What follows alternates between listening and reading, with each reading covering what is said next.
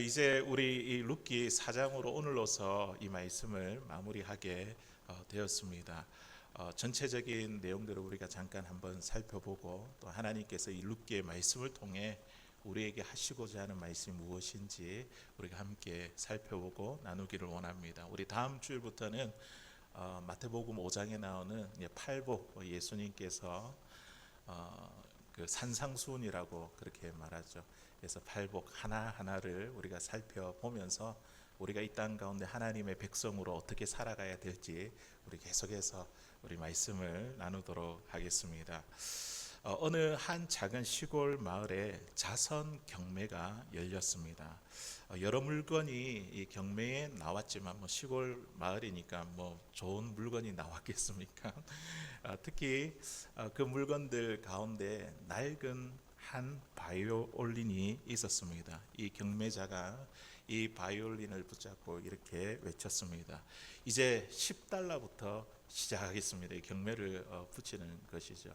자, 그런데 그 자리가 모두 다 조용해지고 아무도 그 바이올린을 사려고 하는 사람이 없었습니다. 그때 한 노인이 조용히 이 무대 앞에 나와서 이 먼지 많은 이 바이올린을 이렇게 털어내고 그리고 조율을 하고 연주하기 시작했습니다.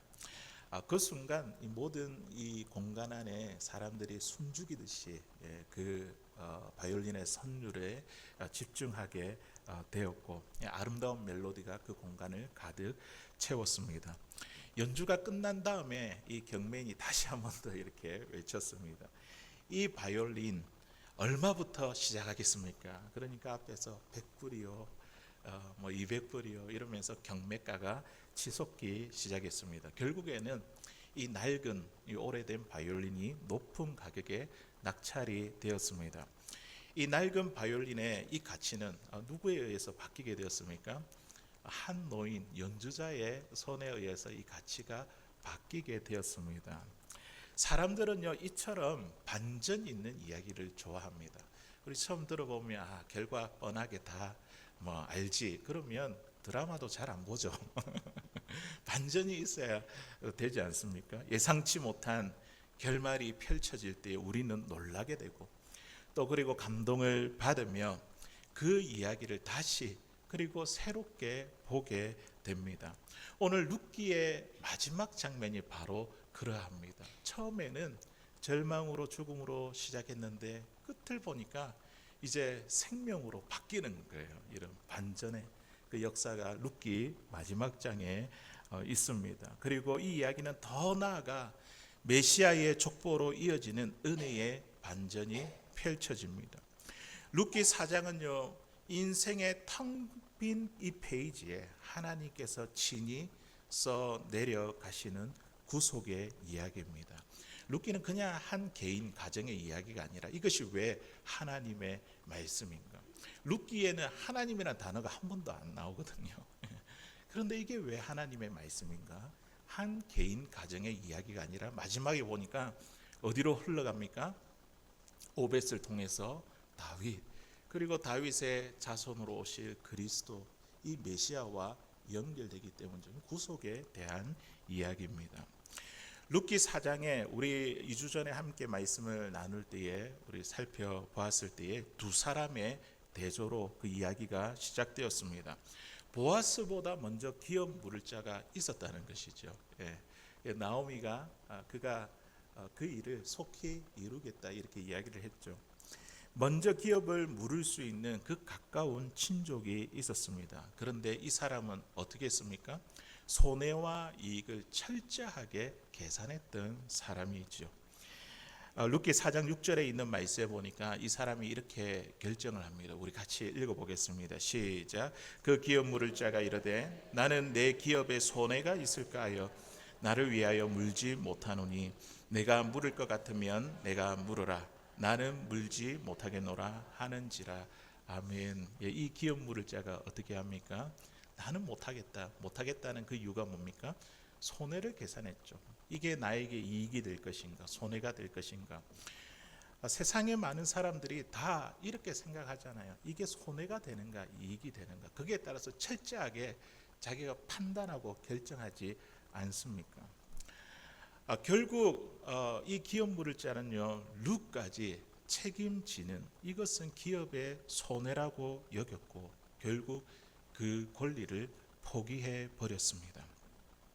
성경은요 이 사람의 이름조차 기록하지 않습니다. 이를 뭐라고 부른다고요?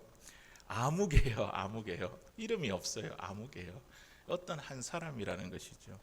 하나님은 그 사람의 이름을 기억하지 않기로 했습니다. 우리가 그렇게 되면 안 되잖아요. 아무개요. 한때는 모든 권리를 다 가진 사람이었지만 그는 결국 역사에서 사라지는 존재가 되었습니다. 그런데 이에 반면 보아스는 어떠합니까? 법적으로 아무 의무가 없음에도 불구하고 룻과 나오미를 위해 자발적으로 그 책임을 감당했습니다. 우리가 인간적으로 볼 때 말려야 되죠. 너무 어리석고 손해보는 그런 결정입니다. 룻은 이방 여인이었고 그리고 결혼을 한번 했죠. 그리고 가부였습니다. 그러나 보아스는요 룻 안에 무엇을 보았냐면 그 시어머니를 끝까지 복양하고자 했던, 섬기고자 했던 하나님의 사랑, 그 헤세드를 보았습니다.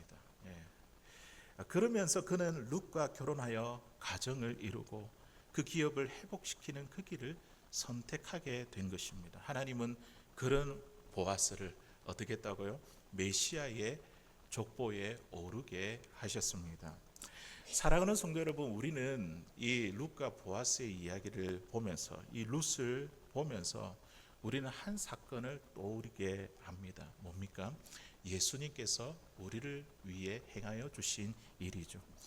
예수님의 십자가 사건이 떠올려집니다. 바보와 같고 손해보는 그 일인데 우리 주님도 그렇게 하셨잖아요.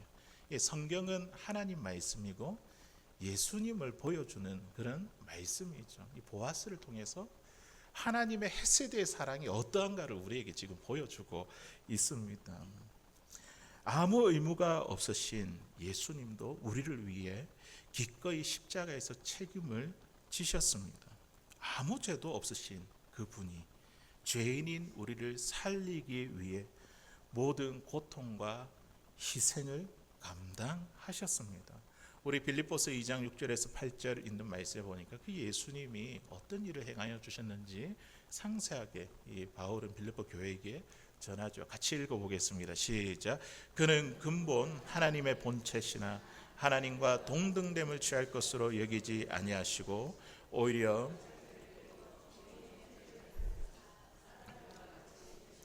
사람의 모양으로 나타나사 자기를 낮추시고 죽기까지 복종하셨으니 그 십자가에 죽으심이라. 아멘. 우리 예수님은 어떠한 분이십니까? 하나님의 본체, 하나님이시죠. 하나님이신데 하나님과 동등됨을 취하지 아니하시고 이 땅에 우리와 같은 사람의 모습으로 이 땅에 오셨습니다. 자기를 낮추시고 어디까지 낮추셨습니까? 십자가에 죽기까지 복종하심으로 우리를 살리기 위해서 이 일을 담당하셨습니다. 룻기의 말씀은요 죽음으로 시작되었지만 오늘 한 생명의 탄생으로 마무리가 됩니다. 남편과 두 아들을 잃은 이 나오미의 통곡, 그것으로 시작이 되었죠. 또 룻에게는 자녀가 아무도 없었잖아요. 자녀 없는 이 룻의 슬픔, 이것이 오늘 룻기 4장에 보니까 마지막에 어떻게 반전이 됩니까? 새 생명 탄생의 울음소리로 바뀌게 되는 것을 보게 됩니다. 이 반전의 중심에는 누가 계시냐면 생명의 떡이신 예수님을 대표하는 보아스가 거기에 있습니다. 보아스와의 만남이 있었죠. 우리도 역시 허기진 마음으로 생명의 떡 대신 예수 그리스도, 그분 앞에 나아가게 될 때 그분이 어떻게 해요? 우리의 텅 빈 가슴을, 마음을 채워주시는 줄로 믿습니다. 절망 가운데, 낙심 가운데 있을 때 우리가 그 주님 앞에 나아가면요, 그 주님을 만나면요, 우리의 텅 빈 가슴을 새로운 생명으로 채워주십니다. 이 텅 빈 것을 채워주시는 이 주님의 은혜야말로 우리가 지금 살아가야 되는 이유죠. 이유. 내가 다른 것 때문에 사는 것이 아니고 주님 은혜 때문에 사는 것이죠. 그리고 우리가 붙들어야 할 생명의 힘입니다. 그러므로 우리도 이제 이 은혜를 받은 이 사람은요, 보아스처럼 살아야 됩니다. 때로는 어리석게 보이고 바보 같은 선택같이 보여도 우리를 통해 하나님의 은혜가 흘러가야 된다는 것이죠. 그 하나님의 은혜를 흘러보내는 그 순간 우리의 삶에 하나님의 반전이 시작될 것입니다. 어느 교회의 한 성도님이 교회에 800만 원이라는, 그러니까 우리 지금 미국 돈으로 치면 한 얼마 정도 되겠습니까? 한 6천 불 정도 됩니까? 엄청난 그 금액을 다른 헌금도 아니고 간식 헌금으로 이렇게 헌금을 드렸습니다. 그래서 많은 사람들이 의아해했습니다. 다른 것도 아니고 왜 간식 헌금으로 이렇게 많은 금액을 헌금했을까? 알고 보니까 이 아내의 성도가 유방암 수술 후에 회복이 되었지만 얼마 전에 뇌암이 발견이 되어서 방사선 치료를 앞두고 있었습니다. 이 뇌 쪽에 이제 항암 치료를 하고 방사선 치료를 하면 기억력을 잃어버릴 수 있기 때문에 이분이 이제 어떻게 하냐면 그동안 교회에서 받은 그 기도와 사랑에 대한 그 감사한 마음을 표현하고 싶다며 교회에 이제 간식 헌금을 드린 것입니다. 우리가 이분을 보면 지금 이분에게 그 뇌암으로 이제 또 투병을 해야 되잖아요. 이게 무슨 감사할 상황입니까?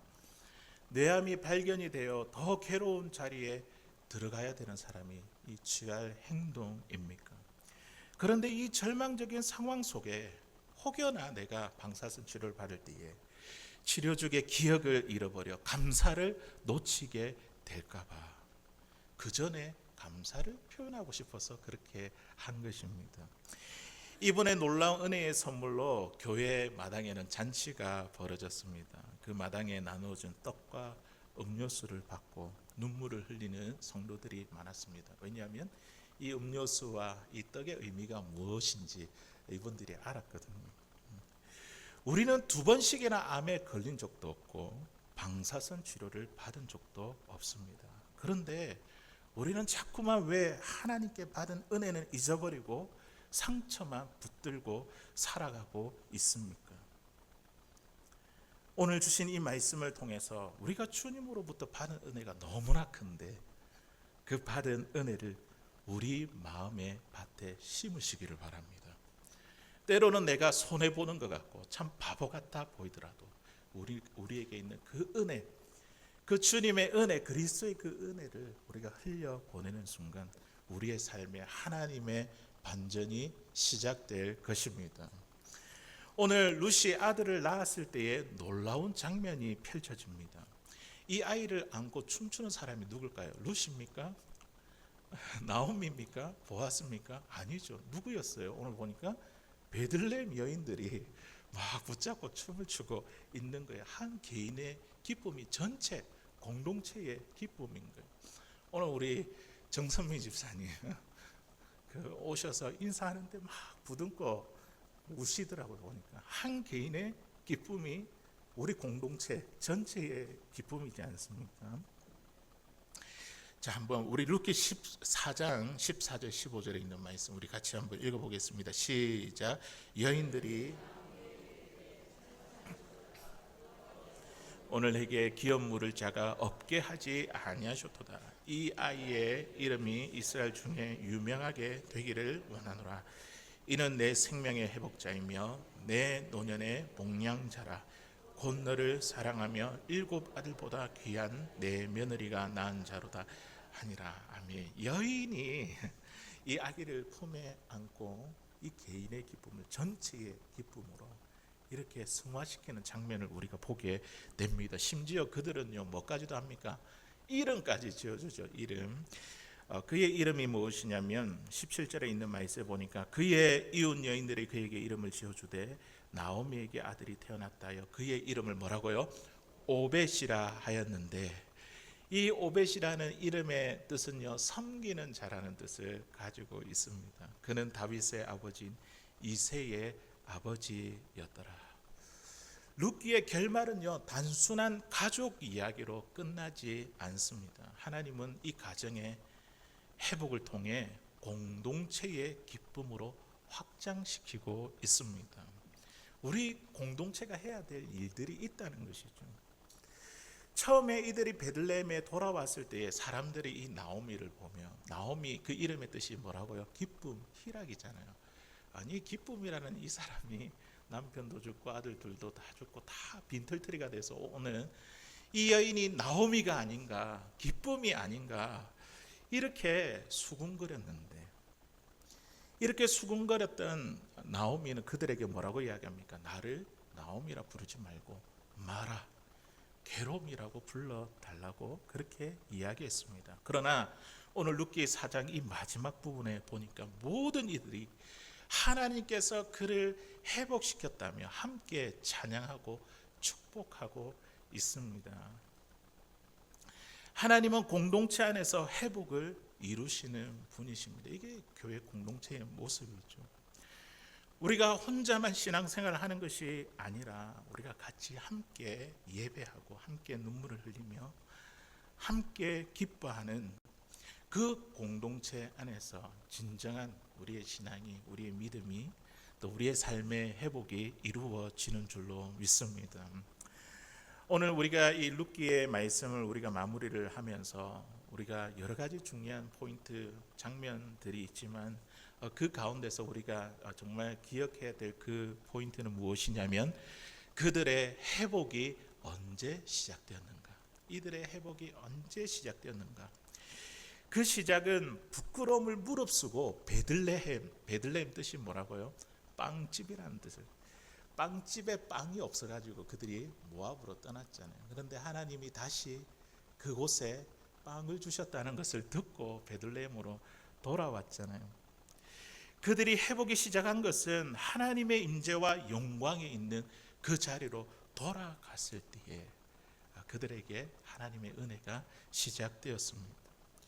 우리도 마찬가지죠. 생명의 떡이신 예수 그리스도로 충만한 이 교회 공동체 안에, 신앙 공동체 안에 다시 돌아오게 될 때에 하나님의 반전의 은혜가 우리의 삶 가운데 일어나게 되는 줄로 믿습니다. 우리는 종종 교회를 떠난 사람들의 이야기를 듣습니다. 지금은 오히려 큰 교회, 많은 사람들이 모이는 교회에서 조용히 예배만 드린다고 합니다. 혼자 신앙생활 하는 것이 오히려 더 편하고 유익하다는 그런 이야기도 듣습니다. 하지만 신앙 공동체를 떠난 그들의 얼굴에서요, 참된 감격과 성도의 기쁨을 보기란 쉽지가 않습니다. 종교개혁자 칼뱅은 이렇게 말합니다. 교회를 어머니로 모시지 않는 자는 하나님을 아버지로 모시지 않는 자라, 이렇게 단언을 했습니다. 교회는 그리스도의 몸이며 하나님의 은혜가 흘러가는 통로이기 때문입니다. 우리 에베소서 1장 23절에 보면요, 사도 바울이 에베소 교인들한테 이 교회에 대한 정의를 이렇게 합니다. 우리 같이 읽어보겠습니다. 시작. 교회는 그의 몸이니 만물 안에서 만물을 충만하게 하시는 이에 충만함이니라. 아멘. 교회는 뭐라고요? 그의 몸이니 예수님의 몸이고, 교회의 머리는 누구입니까? 우리 예수님이죠. 우리는 그분의 몸입니다. 몸, 우리 지체. 이 자리에, 이 공간이 우리가 함께 모여서 예배드린 여러분들이 교회죠. 주님의 몸입니다. 몸. 그리고 이 몸이 하나님의 은혜를 흘려보내는 통로가 된다는 것이죠. 이 교회 안에, 이 성도들의 모임 안에 만물을 충만하게 하시는 그 그리스도의 충만함이 우리 가운데 있다는 거예요. 내가 만물을 충만하게 하는 그 충만함이 있는 것이 아니라 우리 교회 안에 예수님의 충만함이 우리를 통해서 흘러가게 하신다는 것이죠. 오늘 나오미와 룻이라는 이 개인에게 주어진 이 은혜가 베들레헴 여인을 통해서 흘러가게 된 것을, 채워지는 것을 우리가 보게 되었습니다. 마찬가지로 우리의 텅 빈 인생을 채워주시는 하나님의 이 충만은요, 생명의 떡으로 채워진 생명 공동체인 우리 신앙 공동체 안에 있습니다. 우리가 서로에게 좀 허물이 있잖아요. 약하고 부족하고 불편할지라도 우리가 공동체 안에 들어와야 돼요. 들어와야 돼요. 겉들면 안 되고 들어와야 됩니다. 다시 용기를 내어 그 생명의 공동체 안에 나아갈 수 있기를 바랍니다. 하나님은 우리 신앙 공동체를 통해서 우리의 상처를 싸매어 주시고 우리 안에 있는 텅 빈 자리를 채워 주실 것입니다. 이 반전의 은혜는요, 우리의 신앙의 공동체 안에서 시작이 됩니다. 룻기의 마지막 장면은요, 정말 우리에게 깊은 감동을 줍니다. 이 아이를 낳은 사람이 누굽니까? 룻이잖아요. 근데 지금 이 아이를 누가 품에 안고 있어요? 누가 양육자라고 이야기합니까? 시어머니 나오미라는 거예요. 나오미.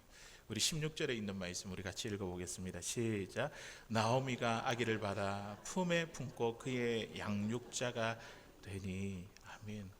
이 나오미는 두 아들을 다 잃었어요. 그런데 하나님께서 어떻게 채워주십니까? 룻을 통해서 그 손자를 가슴에 안음으로 그 엘레멜렉의 가문이 이어지게 하신 것입니다. 남편과 두 아들을 잃은 나오미의 텅 빈 품에 이제는 뜨거운 새 생명이 안겨져 있습니다. 나를 뭐라고 불러라고요? 마라, 쓰디쓴 그런 인생이었던 그녀가 다시 나오미, 기쁨의 이름을 되찾았습니다. 하나님은 그녀의 텅 빈 품을 생명으로 채워 주셨습니다. 이것이 나오미에게 오늘 주어진 대반전의 역사, 대반전의 은혜입니다. 내가 지금까지 살아오면서 얼마나 힘들게 살아왔는가. 지금까지 아무리 어렵고 힘든 삶을 살아왔더라도 우리 인생의 마지막이 끝이 행복하면요, 모든 것이 다 행복해지는 거예요. 그렇지 않습니까? 마지막이 행복하면 모든 나의 인생이 다 행복해지는 것입니다. 그래서 우리는요, 지금보다 5년 뒤에 10년 뒤에 더 행복해지기를 바라고, 우리 당대보다 우리 앞에 있는 자녀들이 더 잘되는 그런 가문이 되기를 다 원합니다. 지금은 아무리 어렵고 힘들더라 할지라도 하나님께서 준비하시는 이 반전의 은혜를 붙잡고 나아갈 수 있기를 바랍니다. 우리 교회가 한 달에 한 번씩 요양원을 이렇게 방문하게 되는데요. 때로는 이 방문하고 나서의 제 마음이 참 무거워질 때가 참 많이 있습니다. 이분들의 모습이 앞으로 나의 모습일 텐데 그런 마음이 무거워질 때도 있습니다. 이분들에게 있어서 무언가 하나님을 기쁘시게 할 수 있는 그런 도구도 없고 돈도 없고 힘도 없고 자유도 없어 보이는 그들 스스로가 자기를 볼 때 내 인생이, 내 마지막이 과연 행복한 것일까? 그런 생각이 문득 이렇게 들더라고요. 어제 그 요양원을 방문해서 말씀을 나누며 이런 고백을 드렸습니다. 하나님께 아무것도 해드리지 않아도 괜찮습니다. 그냥 끝까지 믿음으로만 살아주세요. 이분들이 할 수 있는 마지막이죠. 끝까지 믿음을 지키는 그 모습이야말로 저 같은 젊은 신앙인들에게 큰 위로가 됩니다. 큰 도전이 됩니다. 이렇게 말씀을 드렸습니다. 그랬더니 어르신들이 고개를 끄덕끄덕 이렇게 끄덕여 주시더라고요. 예수님을 부인하지 않고 끝까지 믿음의 경주를 완주하는 것이야말로 이것이 우리 인생에 있어서 가장 행복한 인생, 우리의 끝이 가장 행복한 인생이 아닐까요? 오늘 나오미가 아기를 품에 안는 이 장면은요, 우리 신약의 한 이야기를 떠오르게 합니다. 우리 예수님께서 나인성에 들어갔을 때 한 장례식을 보았어요. 나인성에 있는 한 가부의 아들이 죽은 그런 장례식장이었습니다. 사람들이 얼마나 슬프겠습니까? 그래서 같이 이렇게 함께 슬퍼해 주고 있는데요. 이 한 가부에게 있어서 지극정성으로 키운 이 청년, 이 아들은요, 사실 자신의 삶의 전부가 아니겠습니까? 그런데 예수님은 이 아들을 살리셨잖아요. 그때 이 아들을 살리셨을 때에, 그리고 그 어머니의 텅 빈 인생에 생명이 다시 안겨졌습니다. 이 나오미에게 생명을 안겨준 그 장면이 마치 예수님이 그 아들을 살려가지고 나인성 과부에게 안겨주시는 그 장면이 비슷하더라고요. 누가복음 7장 15절 16절에 있는 말씀 우리 같이 한번 읽어보도록 하겠습니다. 시작.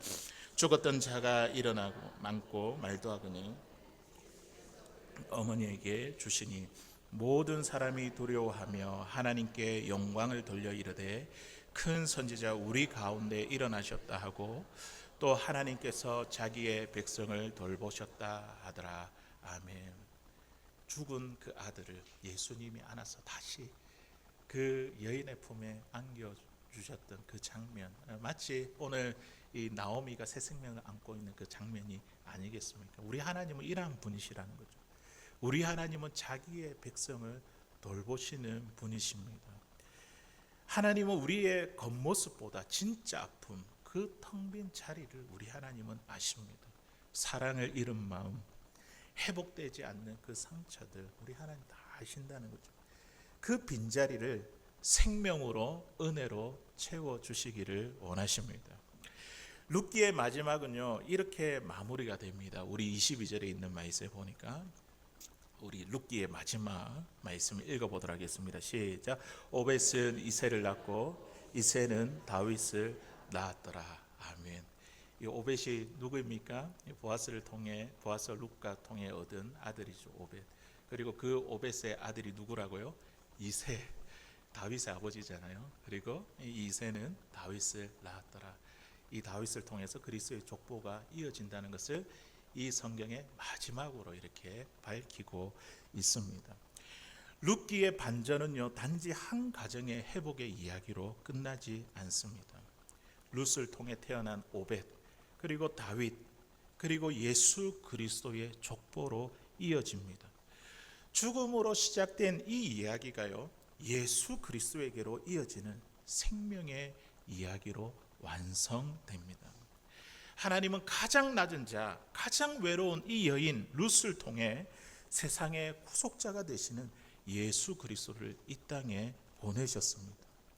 오늘 우리의 삶이 아무리 무너진 것처럼 보여도 룻기처럼 우리 하나님은요 반전의 은혜를 준비하고 계십니다. 사랑하는 성도 여러분, 저와 여러분들이 혹시 우리의 인생이 룻기 1장처럼 절망과 상실, 메마름의 시간 가운데 있다면 꼭 오늘 이 말씀을 기억하시기를 바랍니다. 하나님은 여러분들도 여러분들의 인생도 룻기 4장으로 마치게 하실 것입니다. 그 반전은 어디에서 시작될까요? 생명의 떡이신 예수 그리스도를 만날 때, 그리고 그분을 예배하기 위해 모인 이 믿음의 공동체 안에서 시작됩니다. 오늘 이 예배가 우리의 빈자리를 생명으로 채우는 반전의 시작이 될 수 있기를 주의 이름으로 간절히 소원합니다.